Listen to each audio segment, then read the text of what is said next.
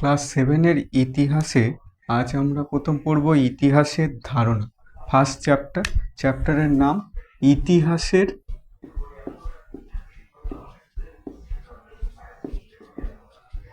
ধারণা।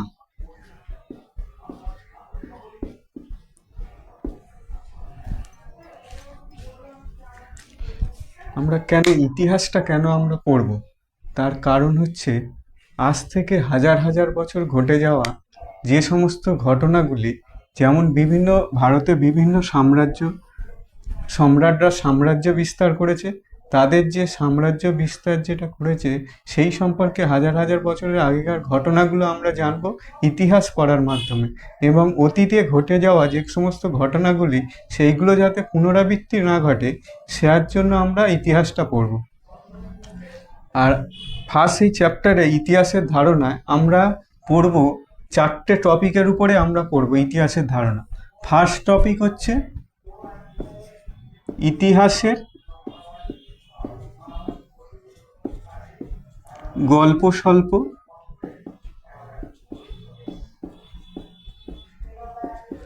দ্বিতীয় টপিক হচ্ছে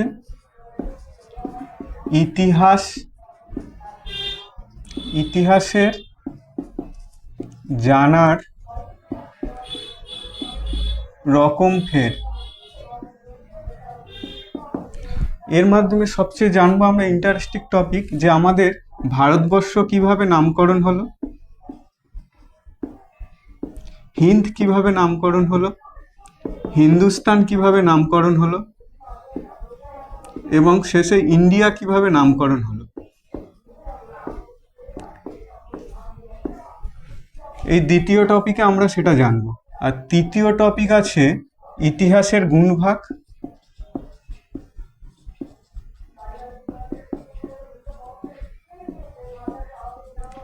তার মধ্যে আছে যুগ বিভাগ। এই যুগ বিভাগের মধ্যে আমরা আদিযুগ বা প্রাচীন যুগ,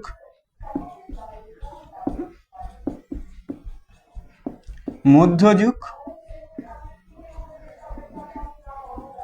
এবং শেষে জানবো কি না আধুনিক যুগ।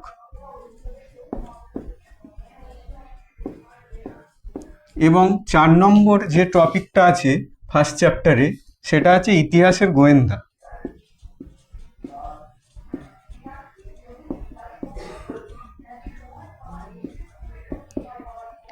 এই টোটাল 4টে চ্যাপ্টার আমরা ফার্স্ট চ্যাপ্টারে পড়ব, 4টে টপিক। টোটাল 4টে টপিক আমরা ফার্স্ট চ্যাপ্টারে পড়ব। প্রথম টপিক রয়েছে ইতিহাসের গল্প স্বল্প।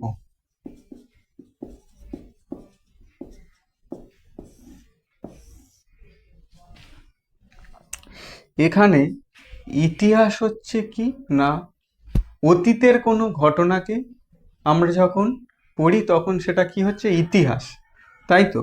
এই ইতিহাস এই পুরানো দিনের ঘটনাকে আমরা মজার ছলে পড়ব, কিন্তু তার জন্য কি প্রয়োজন না ইতিহাস জানার জন্য প্রয়োজন সাল, তারিখ সাল, কোন সময় এবং কোন রাজা, সম্রাট বা রাজার নাম এবং তাদের কি উপাধি ছিল, এই সমস্ত কিছু কি ইতিহাসে আমরা দেখব। এবং এই ইতিহাসটা গল্পের আকারে গল্পের ছলে পড়ব। সেটাতে কি না তোমাদের বইয়ে আছে, যেমন ইতিহাস আমরা কি জানি না ভারতবর্ষ স্বাধীন হয়েছে কত সালে, 1947 সালে, কত 15ই আগস্ট, তাই তো। 1947 সালে 15ই আগস্ট, এটা কি একটা সাল। এই সালের মাধ্যমে আমরা কি জানতে পারি না আমাদের ভারতবর্ষ ইংরেজদের থেকে আমরা স্বাধীন হয়েছি, এই সালটা আমরা জানতে পারি, তাই তো। এটা কি ইতিহাসের পড়ার মাধ্যমে আমরা জানতে পারছি। এছাড়া কি না কোন রাজারা কোন সময়ে, যেমন কি না পানিপথের প্রথম যুদ্ধ কত সালে হয়েছে না 1526, তৈমুরলং কখন ভারত আক্রমণ করে? 1398 সালে। এগুলো কি সাল তারিখ, কোন সময়ে কোন ঘটনা ঘটেছে তা আমরা কি ইতিহাসের মাধ্যমে, ইতিহাস পড়ার মাধ্যমে আমরা জানবো। এবং ইতিহাস পড়ার মাধ্যমে কি জানবো না কোন সময়ে কোন রাজা রাজত্ব করেছে, কোন রাজার কি উপাধি। যেমন মধ্যযুগে যে সমস্ত রাজারা ছিল সে সময় কি সুলতান সাম্রাজ্য, যেমন হচ্ছে মুঘল সাম্রাজ্য, প্রাচীনকালে বা আগে হচ্ছে কারা করেছিল না পাল বংশ, তারপর চোল বংশ, তারপর এই সমস্ত বংশ পাল রাজারা। কিন্তু যখন মুসলমান বা মধ্যযুগে যে সমস্ত রাজারা পড়বো তাদের নামগুলো কি কি আছে, খটোমটো নাম, তাদের নাম একটু বড় বড় হয়। যেমন তোমাদের বইয়ে সেগুলো কি কি জানবো না ইখতিয়ার উদ্দিন মোহাম্মদ বখতিয়ার খলজি, ইখতিয়ার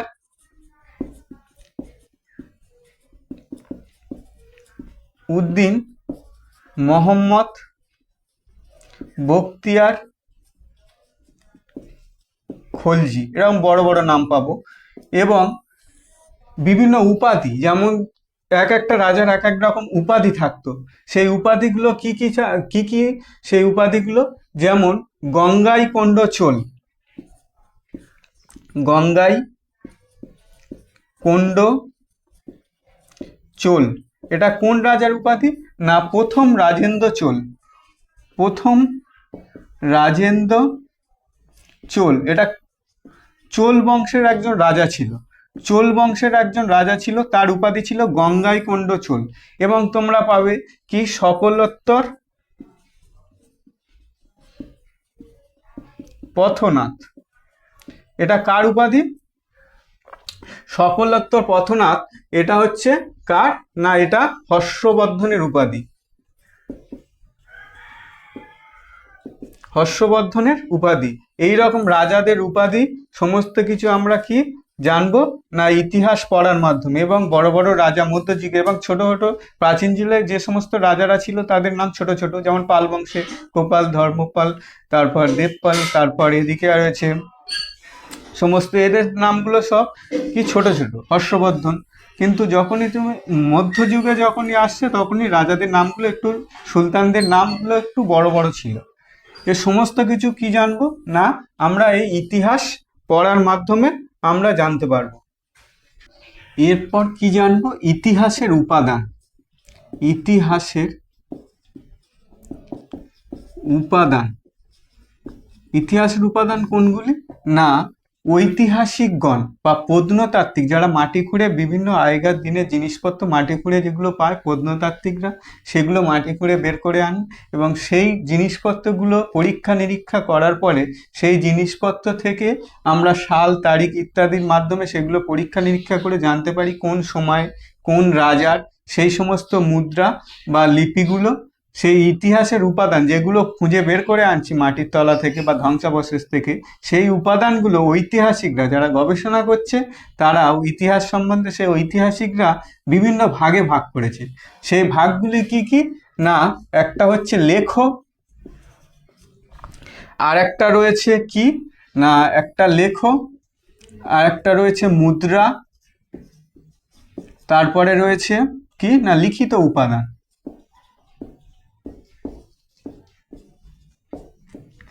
এই লেখটা কি না পাথর বা ধাতুর গায়ে, কোনো পাথর বা ধাতুর গায়ে যে পুরাতন দিনের যে কথাগুলো সাল তারিখ রাজার নাম টাম ইত্যাদি যেগুলো লেখা থাকতো পুরানো দিনে, সেগুলো সব কিছু কি না সেগুলো সব কিছু এই লেখো। সেই পুরাতন বা ধাতু বা পাথরের গায়ে যে সমস্ত আগের দিনের কথা জানতে পারি সেই সমস্তগুলোকে বলা হয় লেখো। এই লেখাগুলোকে তামার পাতে লেখা হলে সেটাকে কি বলা হয় না তাম্রলেখ, তাম্রলেখ। যদি কোনো পাথরের গায়ে লেখা হতো সেটাকে কি বলা হয় না শিলালেখ। এগুলো মাটি খুঁড়ে প্রত্নতাত্ত্বিকরা, ঐতিহাসিকগণ সেগুলো খুঁজে বের করে ইতিহাস লেখার কাজে সহায়তা করে। কোন সময়ে কি রাজার সম্বন্ধে ইতিহাস সম্পর্ক লিখতে গেলে সেইগুলো লাগে, লেখো। তারপরে আসছে মুদ্রা, বিভিন্ন মুদ্রা, যেমন কোনো কোনো রাজা সোনার মুদ্রা চালু করেছে, কোনো কোনো রাজারা, সম্রাটরা তামার মুদ্রা চালু করেছিল। সেই বিনিময়ের মাধ্যম, মানে একজনের সঙ্গে অন্য জায়গায় লেনদেন করা হতো, যখন ব্যবসা বাণিজ্য কোনো কিছু কিনতে গেলে সেই মুদ্রার সাহায্যে আমরা কিনতে পারি। সেই মুদ্রাগুলোকে কি কোনো মুদ্রা সোনার, কোনো মুদ্রা তামার, এই সমস্ত মুদ্রাগুলি যেগুলো মাটির তলা থেকে পাওয়া যাচ্ছে, সেই মুদ্রাগুলিকে কি ইতিহাসের উপাদান, মানে ইতিহাস লিখতে সহায়তা করছে, ইতিহাসের উপাদান হিসাবে কাজ করছে। যেমন তোমরা জানবে যে সমুদ্রগুপ্তের মুদ্রাতে বীণা বাদকের ছবি ছিল, মানে এর থেকে জানতে পারি কি সমুদ্রগুপ্ত বীণা বাজাতে পছন্দ করতো বা বীণা সঙ্গীত প্রেমী ছিল। তেমনই একটি উপাদান হচ্ছে কি না লিখিত উপাদান। এই লিখিত উপাদান যেমন কি না আমরা কাগজে যেমন লিখি, সেই রকম আগেকার দিনে ব্রিটিশ ফরম্যান যেগুলো জারি করতো, সেই ফরম্যানগুলো বা প্রাচীনকালে কোনো পর্যটক, ফাহিয়াং, এই সমস্ত পর্যটকগুলো যে সমস্ত বৃত্তান্ত যেগুলো তারা এসে ঘুরে যেগুলো দেখতো, সেই দেখাগুলো জিনিসপত্র কাগজে লিখে রাখতো। সেইগুলো কি না ইতিহাস পরবর্তীকালে পাওয়া গেলে সেইগুলো কি হতো না লিখিত উপাদান হিসাবে সেইগুলো কি করতো, কাজ হতো। মানে ঐতিহাসিকদের কাছে সেইগুলো একটা ইতিহাস লেখার ক্ষেত্রে মূল্যবান জিনিস হতো, সেগুলোকে কি বলা হয়, লিখিত উপাদান। তার মানে কি লিখিত উপাদান বলতে যেগুলো বোঝায় না কাগজে লেখা থাকলে সেটা লিখিত উপাদান, এবং তামার পাত্রে বা তামা বা পাথরের গায়ে লেখা থাকলে সেটা লেখো, তামার গায়ে লেখা থাকলে তাম্র লেখো, পাথরের গায়ে লেখা থাকলে শিলা লেখো। এছাড়া রয়েছে মুদ্রা, মুদ্রার মাধ্যমে কি আমরা ইতিহাসের উপাদান হিসাবে ইতিহাস লেখার ক্ষেত্রে সহায়তা করে।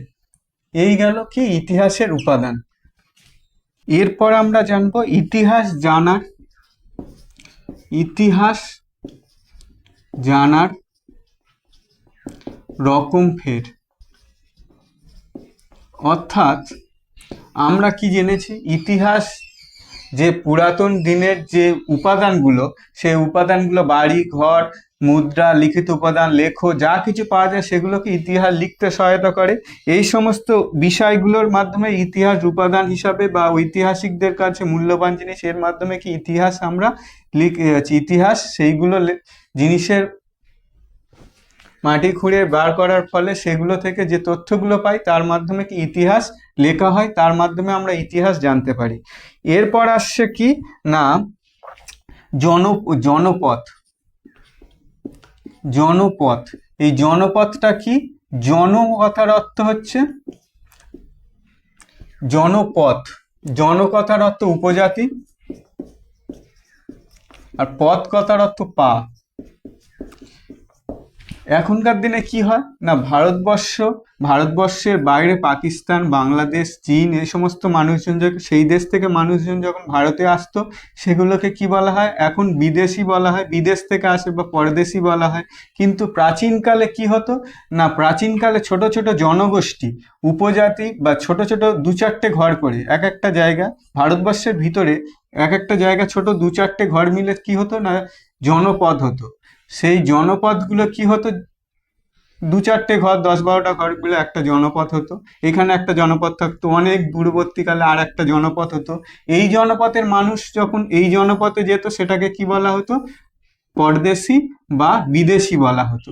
এই বিদেশিরা কোনো দেশের বাইরে নয়, কিন্তু একটা ছোট জনপদ থেকে আর একটা ছোট জনপদের কাছে তারা হচ্ছে বিদেশি।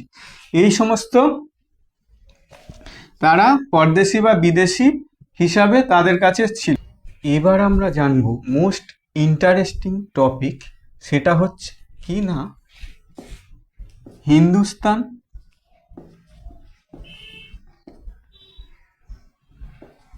ইন্ডিয়া, ভারতবর্ষ কিভাবে নামকরণ কিভাবে হলো। তার আগে আমরা ভারতবর্ষের এই ম্যাপটা দেখব, ভারতের ইন্ডিয়ার ম্যাপটা দেখব। এইখানে দেখব যে এইখানে রয়েছে নেপাল, এটা ভারতবর্ষ বা ইন্ডিয়া। এইটা রয়েছে কি পাকিস্তান, এইটা রয়েছে আফগানিস্তান, এটা রয়েছে কি না ইরান, এদিকে রয়েছে এদিকটা সাইডে কি রয়েছে না গ্রিস বা হচ্ছে এথেন্স, গ্রিস আছে, গ্রিকরা।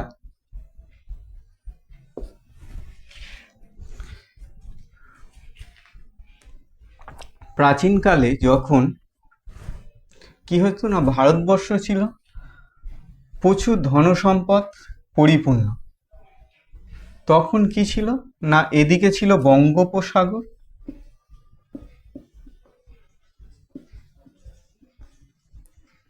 এদিকে রয়েছে কি আরব সাগর,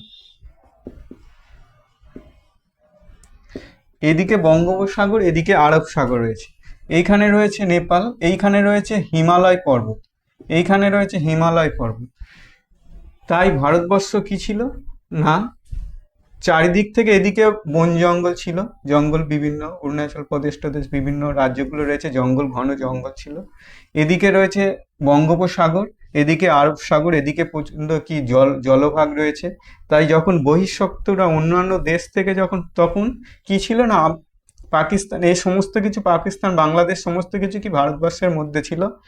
তাই অন্য বিদেশিরা যখন আক্রমণ করতো এদিক থেকে পারতো না, জলের জন্য, সাগর রয়েছে, এদিকে ঘন জঙ্গল রয়েছে, এদিকে রয়েছে হিমালয় পর্বত দ্বারা, এখানে কি ছিল না বহিঃশত্রু আক্রমণ এদিক থেকে করতে পারতো না, হিমালয় পর্বত একটা প্রাচীন রূপে ছিল। তাই একমাত্র পথ ছিল কি না, একমাত্র পথ ছিল এই পথ দিয়ে, এটা ছিল কি খাইবার গিরিপথ। এই পথ দিয়ে বহিঃশত্রুরা যতবার ভারতবর্ষ আক্রমণ করেছে এই খাইবার গিরিপথ ধরে ভারতবর্ষে আক্রমণ করেছে। এই খাইবার গিরিপথ দিয়ে প্রথম আক্রমণ করে, প্রথম গিগরা যখন আসে, এই গিগরা যখন এই খাইবার গিরিপথ ধরে যখন আক্রমণ করে, তখন গিগরা হচ্ছে এইখানে কি ছিল, সিন্ধু নদী ছিল, এখানে মানস সরোবর, মানস সরোবর থেকে মানস সরোবর কৈলাস পর্বতের, যেটা সিন্ধু নদী উৎপত্তি হচ্ছে কোথা থেকে, সিন্ধু নদী এখান থেকে গেছে, সিন্ধু নদীটা উৎপত্তি হচ্ছে কোথায়, বোখারচু হিমবাহ, যেটা বইয়েতে ভুল আছে সিং কাবাব আছে, সিং হচ্ছে যেটা বইয়ে ভুল আছে সিঙ্গি খাবাব আছে, সেইটা কি না সেটা হচ্ছে এইখানে যেমন গঙ্গা ভাগীরথীর নামকরণ নাম রয়েছে, সেইখানে এখানে উৎপত্তিস্থলে এর নাম রয়েছে সিঙ্গি খাবাব। তার মানে কি না সিঙ্গি, সিঙ্গি মানে কি না সিঙ্গি মানে সিংহ, মানে লায়ন, লায়ন মাউথ, এইখানে উৎপত্তিস্থলে এই সিন্ধু নদীতে নাম। কিন্তু এটা উৎপত্তি হয়েছে মানস সরোবরে কৈলাস পাহাড়ে, এর হিমবাহটার নাম বোখারচু হিমবাহ থেকে, বোখারচু হিমবাহ থেকে। এই সিন্ধু নদীতে এই পথ দিয়ে গেছে, এখান থেকে গেছে, এবং এর অনেক উপনদী রয়েছে, শাখা নদী রয়েছে। কিন্তু গ্রিকরা যখন এখানে আসে, তারা কি এইখানে যারা বাস করতো ভারতবর্ষে, সিন্ধু নদীর তীরে বাস করতো, বিভিন্ন সভ্যতা, সিন্ধু সভ্যতা পরবর্তীকালে জানবে, সিন্ধু সভ্যতা বা হরপ্পা সভ্যতা, মেহেরগড় সভ্যতা সমস্ত কি নদীকেন্দ্রিক সভ্যতা, নদীর উপর নির্ভর করে তারা কি করতো, চাষবাস সমস্ত কিছু করতো নদীর উপর নির্ভর করে, তারা কি নদীর তীরবর্তীতে সভ্যতাগুলো গড়ে উঠেছিল।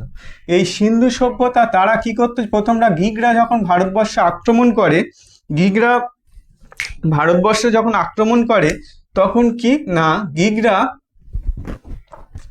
স উচ্চারণ করতে পারতো না, যে সিন্ধু নদীটা রয়েছে, সিন্ধু নদীর যে স সেটা উচ্চারণ করতে পারতো না। সেই সিন্ধু নদীর স উচ্চারণ করতে না পারায় সিন্ধুকে কারা কি বলতো না, সিন্ধুকে বলতো ইন্দাস, সিন্ধুকে কি বলতো ইন্দাস।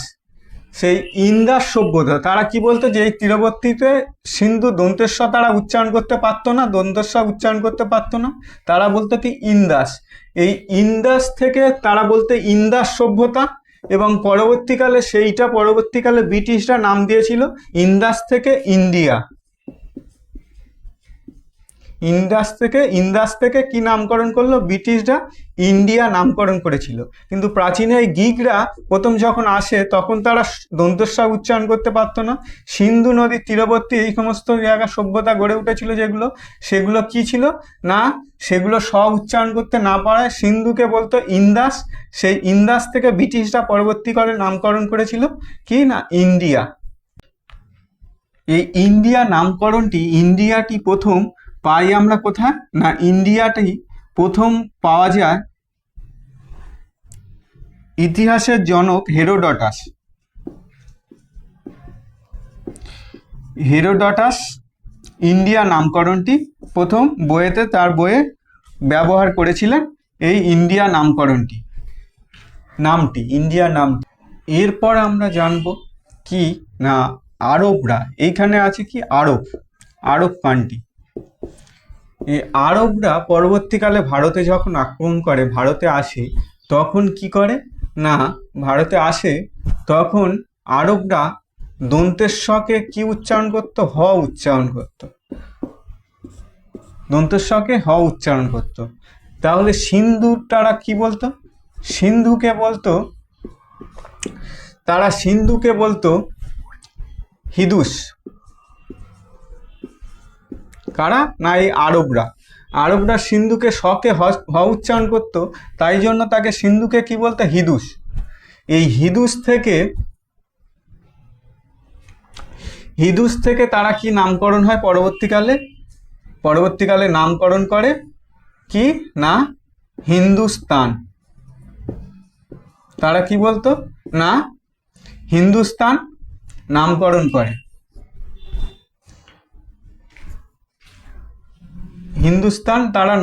করে। এবং তারা বলতো যে ভারতে যারা বসবাস তারা ধর্ম হিসেবে বলতো না, বলতো এখানে হিন্দুস্তান, এবং বাসিন্দাদের বলতো হিন্দু, মানে ধর্ম বেসিসে না, তারা হিন্দু বলতো। এবং এইখানে যারা সিন্ধু নদীর তীরে যারা বসবাস করতো তাদেরকে কি বলতো? তারা দন্তেশ্বকে উচ্চারণ করতো, সেই হিসাবে তারা সিন্ধুকে কি বলতো? হিদুস। এই হিদুস থেকে হিন্দুস্তান নামকরণটি আসে পরবর্তীকালে। সেটা আমরা কি বইয়েতে, কোথায় তোমাদের বইয়েতে কি পাবো না, সেখানে পাবো যে 262 খ্রিস্টাব্দে ইরানের সাসানীয় শাসকের শিলালেখতে নসক-ই রুস্তম হিন্দুস্তান কথাটি, সেখান থেকে হিন্দুস্তান কথাটি পাওয়া যায় প্রমাণ হিসাবে। 262 খ্রিস্টাব্দে কি না, ইরানের সাসানীয়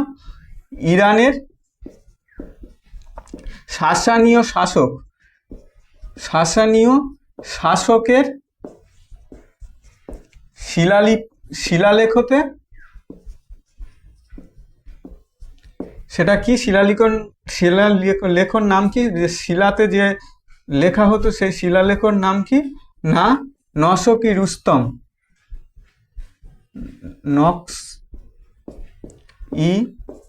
রুস্তম।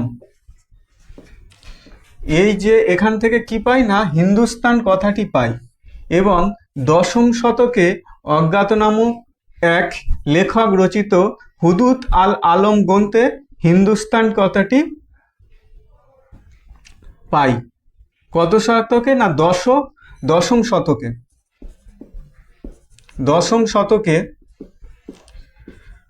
অজ্ঞাত নামক লেখক রচিত হুদুদ আল আলম গ্রন্থে হিন্দুস্তান কথাটি পাই। এটা বইয়েতে দুটো আছে, বইয়েতে শর্ট কোশ্চেন হিসাবে পড়ে নেবে যে ইরানের হচ্ছে কে সাসানীয় শাসকের শিলালেখ, তার নাম কি নসক-ই রুস্তম, এখানে হিন্দুস্তান কথাটি পাই। আর 10ম শতকে কি না, 10ম শতকে অজ্ঞাত নামক একটা লেখক, তার রচিত লেখা কি হুদুদ আল আলম গ্রন্থে হিন্দুস্তান কথাটি পাই। এবং পরবর্তীতে ভারতবর্ষ কিভাবে নামকরণ পাই, এটাকে আমরা জানতে গেলে, ভারতবর্ষের নামকরণ জানতে গেলে আমরা দুটো পদ্ধতি, একটা মহাভারতে আছে, একটা জৈন ধর্মগ্রন্থটি আছে। জৈন যে ধর্মাবলী গ্রন্থ যেটা রয়েছে তাতে পাই। মহাভারতে কি পাই না, মহাভারতে দুষ্মন্ত আর শকুন্তলা ছিল। সেই দুষ্মন্ত আর শকুন্তলা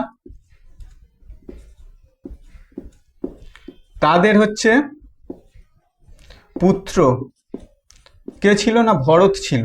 সেই ভরতের পরবর্তী বংশধর কি কৌরব, পাণ্ডব তারা হচ্ছে কি ভরতের বংশধর। সেই ভরত রাজার নাম অনুসারে আমাদের নামকরণ হয় কি ভারতবর্ষ। আর একটা পাই জৈন ধর্মাবলম্বী, সেটাতে কি পাই না প্রথম জৈন তীর্থঙ্কর ঋষভদেব ছিল। সেই প্রথম জৈনদের যে তীর্থঙ্কর ছিল ঋষভদেব। কি ছিল না ঋষভদেব।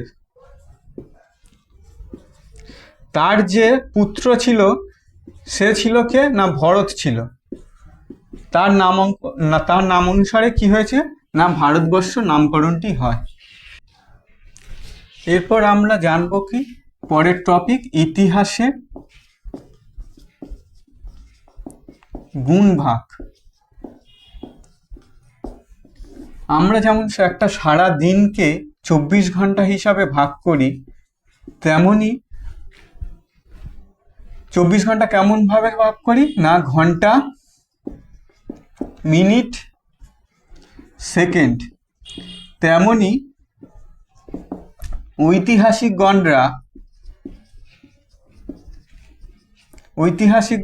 ইতিহাসকে কয়েকটি ভাগে ভাগ করেছে। যেমন ইতিহাসের সময়কে বিভিন্ন ভাগে ভাগ করেছে, যেমন কি না প্রাচীন যুগ, মধ্যযুগ, আর রয়েছে আধুনিক যুগ।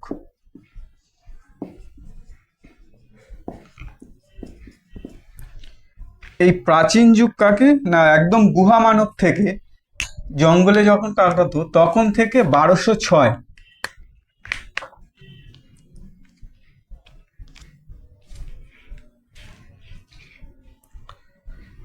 কত থাকে না প্রাচীন কাল থেকে, একেবারে প্রাচীন কাল থেকে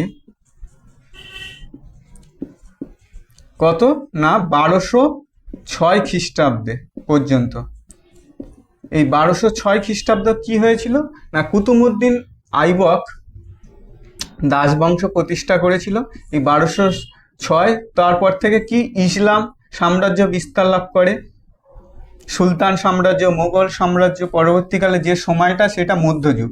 সেটা কত না 1206 থেকে কত না ইংরেজরা ব্রিটিশরা যখন এসেছিল কত না 1757 খ্রিস্টাব্দে পলাশির যুদ্ধ, সেই পর্যন্ত কি না মধ্যযুগ।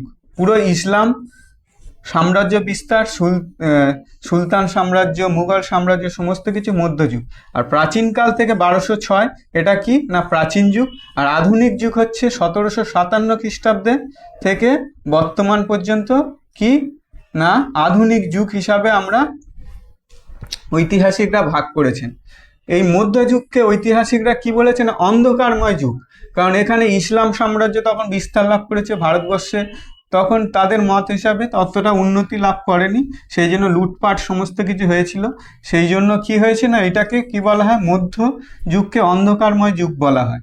এবং ব্রিটিশরা যখন সাম্রাজ্য বিস্তার করলো পরবর্তীতে জানবে পলাশির প্রান্তরে সিরাজদৌল্লার সঙ্গে যখন যুদ্ধ হয়েছিল, তারপর থেকে কি হয়েছিল না ইংরেজরা যখন ব্রিটিশ ইস্ট ইন্ডিয়া কোম্পানি যখন ভারতে আসে এবং সাম্রাজ্য বিস্তার করে, সেই যুগটা হচ্ছে আধুনিক যুগ। পরবর্তীকালে ডিটেলসে সব কিছু পড়বে। এখন হচ্ছে প্রাচীন যুগ, মধ্যযুগ আর আধুনিক যুগ, এই তিনটে ভাগে কি করেছে না ঐতিহাসিকগণ ভাগ করেছে, তিনটে যুগকে ভাগ করেছে। এবং সেই সময় কি না পর্তুগিজরা যখন ভারতে এসেছিল, একটা শর্ট কোশ্চেন আছে খুব ইম্পর্টেন্ট, পর্তুগিজরা যখন ভারতে এসেছিল যে আলুর ব্যবহার তারাই করেছিল। যে আলুর ব্যবহার কারা করে প্রথমে শর্ট কোশ্চেন আসবে ইম্পর্টেন্ট, ব্যবহার না পর্তুগিজরা। আলুর ব্যবহার কারা করে না পর্তুগিজরা। শর্ট কোশ্চেন আসবে, খুব ইম্পর্টেন্ট একটা কোশ্চেন। পর্তুগিজরা কি করে না আলুর ব্যবহার ভারতবর্ষে চালু করেছিল। তারপর শাহজাহান তাজমহল বানিয়েছিল। এগুলো কি না ইতিহাসে পড়বে যে শাহজাহান মধ্যযুগে সেই সময় কি করেছিল না তাজমহল বানিয়েছিল। এই শাহজাহান মুঘল বংশে একটা শর্ট ট্রিক্স রয়েছে যে এই নাম মুখস্থ করার জন্য, যে বাবার হলো আবার জ্বর সারিল ঔষধ। বাবার মানে বাবর, হলো মানে হুমায়ুন, আবার মানে আকবর, জর মানে জাহাঙ্গীর, সারিলো মানে শাহজাহান, ঔষধে মানে ঔরঙ্গজেব। পরবর্তীতে পড়বে যে মুঘল সাম্রাজ্য যখন বিস্তার লাভ করেছিল বাবরের হাত ধরে, তখন কি হয়েছিল না, মুঘল এই সাম্রাজ্য পরপর যে রাজাগুলো রয়েছে একের পর এক ক্রমবিন্যাস যেমন রয়েছে, পরপর কে কার পরে কে রাজা হয়েছে, এইটা একটা শর্ট ট্রিক্স রয়েছে, এর মাধ্যমে সবাই মুখস্থ করব। এটা ইতিহাসের শর্ট ট্রিক্সের, এই মাধ্যমে আমরা ইতিহাসে এর সম্বন্ধে জানতে পারবো, যে মুখস্থ করার একটা প্রসেস এটা। এরপর একেবারে লাস্ট টপিক রয়েছে, যেটা কি না ইতিহাসের গোয়েন্দা। ইতিহাসের গোয়েন্দা আগে আলোচনা করে দিয়েছি যে ইতিহাসের উপাদানগুলি কি কি না, ইতিহাসের উপাদান ছিল লেখ, মুদ্রা, লিখিত উপাদান, এই সমস্ত কিছু যা পাওয়া যায় মাটির তলা থেকে। প্রত্নতাত্ত্বিকরা বা ঐতিহাসিকরা, প্রত্নতাত্ত্বিকরা যেগুলো মাটি খুঁড়ে বের করে, সেগুলো কি করে, সেগুলো বের করার পরে বিভিন্ন ল্যাবে গবেষণা হয়, সেই গবেষণার মাধ্যমে যুক্তিগত দিক থেকে তারা বিচার বিশ্লেষণ করে এবং কি করে না একটা সিদ্ধান্তে উপনীত হয়, কোন সময়ে কোন সালে একটা সিদ্ধান্ত উপনীত হয়, এবং তারা সূক্ষ্মাণুসূক্ষ্ম কি করে না সেগুলোকে বিশ্লেষণ করে। এর মাধ্যমে কি কোনটার পরে কোন ঘটনা, কার পরে কোন ঘটনাগুলো হয়েছিল, সমস্ত কিছু কি গবেষণার পরে সেটাকে কি হয় ইতিহাস বই রূপে কি লেখা হয়। এইগুলোই হচ্ছে ইতিহাসের গোয়েন্দা। কারা কাজ করে না ঐতিহাসিকগণরা বা প্রত্নতাত্ত্বিকরা, যে মাটি খুঁড়ে যেগুলো বের করলো সেইগুলো সূক্ষ্মাণুসূক্ষ্ম বিচার বিশ্লেষণ করলো, এবং তারপরে কি হলো, তারপরে একটা ইতিহাস লেখা হয়। কার পরে কোন ঘটনা, সেগুলো হচ্ছে সাজানোর পরে একটা ইতিহাস রূপে আমরা জানতে পারবো সেই সমস্ত উপাদানের ভিত্তিতে। এই হলো তোমাদের টোটাল ইতিহাসে ফার্স্ট চ্যাপ্টার। সেই ফার্স্ট চ্যাপ্টারটা কি না ইতিহাসের ধারণা। ইতিহাসের ধারণা এই হচ্ছে সপ্তম শ্রেণীর প্রথম চ্যাপ্টার, ইতিহাসের ধারণা। এই গেল টোটাল একটা চ্যাপ্টার। এবার বলো তোমাদের চ্যাপ্টারটা কেমন বুঝলে, এই চ্যাপ্টারটা সম্বন্ধে কেমন বুঝলে। যদি চ্যাপ্টারটা ভালো লাগে তাহলে লাইক, কমেন্ট, শেয়ার অবশ্যই করে দিও।